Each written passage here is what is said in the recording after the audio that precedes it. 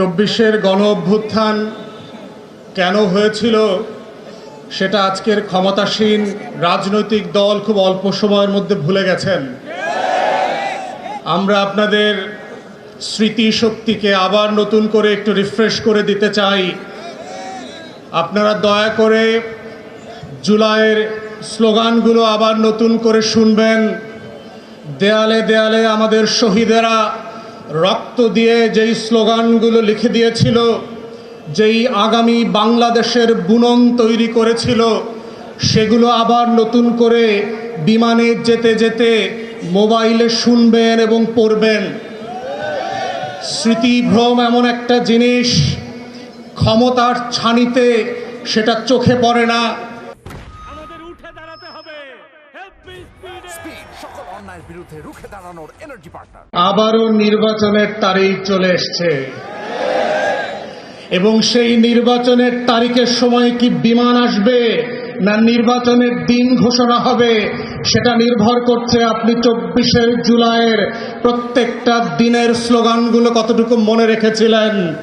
দেয়ালে দেয়ালে আমাদের শহীদের উত্তরসূরিরা বারবার লিখে দিয়েছিল, লাখো শহীদের রক্তে কেনা দেশটা কারো বাপের না।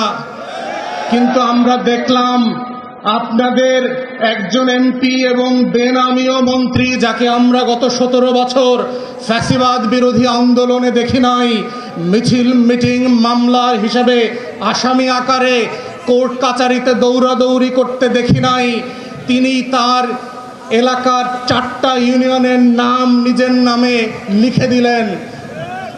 ওইটাই কিন্তু হাসিনার পতনের শুরু হয়েছিল, মনে রাখিয়েন। 4,500 কোটি টাকা গত 17 বছরে হাসিনা শুধু খরচ করেছে বাপের নামে আর বংশের নামে মূর্তি বানানোর জন্য। মূর্তি বানানোর রাজনীতি সফল হয় নাই। শেখের বেটি বাংলাদেশে থাকতে পারে নাই।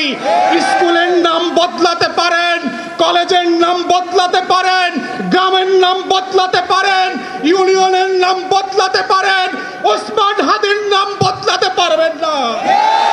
লাখো শহীদের রক্তে কেনা দেশটা কারো বাপের না, প্রধানমন্ত্রীরও না, শাহ আলমের কাছেও বাংলাদেশ বিক্রি করে দেওয়া হয় নাই।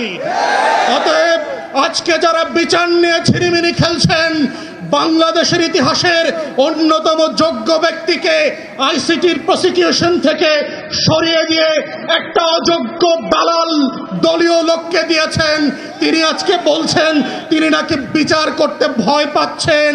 আপনার যদি এত ভয় লাগে, আপনি এই খাতায় নাম লেখাইলেন কেন? যারা ভীত তারা তো ওই পারে পালিয়ে গেছে। নতুন বাংলাদেশ সাহসী শহীদদের জন্য, আবু সাইদ মুগ্ধের জন্য, যারা বিচারকে নিজের শাহাদাতের সম্মাননা আকারে নিয়ে এই ফয়সালা করবে, যেটা আপনারা করতে পারছেন না, দালালি করছেন। তাই আজকে এই জায়গা থেকে মাননীয় বিরোধী দলের নেতা এবং সংসদ সদস্যদেরকে আমরা আহ্বান করছি, আপনারা সংসদে 4টা গণহত্যার জন্য স্বাধীন কমিশন করে আবার দাবি করবেন গুম খুনের বিচারের ওপেন পাবলিক হিয়ারিং হতে হবে। যেটা আমেরিকাতে, পশ্চিমা দেশগুলোতে যেই গণশুনানি হয়, গত 17 বছরের হাজার হাজার গুম হয়ে যাওয়া লাশ পর্যন্ত, স্মৃতি পর্যন্ত হারিয়ে ফেলা মানুষদের গল্প এই বাংলাদেশের 20 কোটি মানুষের ঐতিহাসিক স্মৃতি সংরক্ষণের জায়গা থেকে স্মরণে রাখতে হবে। এই কমিশনগুলো বিটিভি এবং সংসদ থেকে লাইভ করতে হবে। জুলাই জাদুঘর অবিলম্বে ওপেন করে দিতে হবে জাতির কাছে। জুলাই শহীদ স্মৃতি ফাউন্ডেশন, তার কর্মকর্তা কর্মচারীরা গত 4 মাস ধরে বেতন পায় না।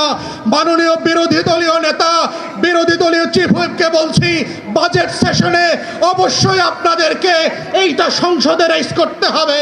কোটি কোটি লক্ষ লক্ষ কোটি টাকা লুটপাটের বাজেট হয়। আমার 24-এর শহীদদেরকে নিয়ে যেই ফাউন্ডেশন কাজ করছে, তারা 4 মাস ধরে বেতন পায় না। এটা লজ্জার বিষয়। লজ্জা হওয়া দরকার সরকারি দলের, যাদের রক্ত দিয়ে আপনারা ক্ষমতা এসছেন, আমরা সেই দিন বদলের রাজনীতি করতে চাই। মাথায় রাখবেন, বিমান কিন্তু সকল প্যাসেঞ্জারের জন্যই টিকিট কেটে দেয়। মনে রাখবেন, শুধু একটা ফ্লাইট চলে গেছে বলে নতুন কোনো ফ্লাইট হবে না, সেই দিন কিন্তু হবে না। আপনারা ভুল করবেন, আপনাদের জন্যও আবার বিমান রেডি করা হবে জনগণের টাকা এবং রক্তে। যদি সেই দিনটা না চান, বাংলাদেশে রক্তের শাহাদাতের উপরে দাঁড়িয়ে গণ অভ্যুত্থানের আমলনামার উপরে ভিত্তি করে বাংলাদেশ পরিচালনা করবেন, এই আহ্বান জানিয়ে আমার বক্তব্য এখানে শেষ করছি। আসসালামু আলাইকুম।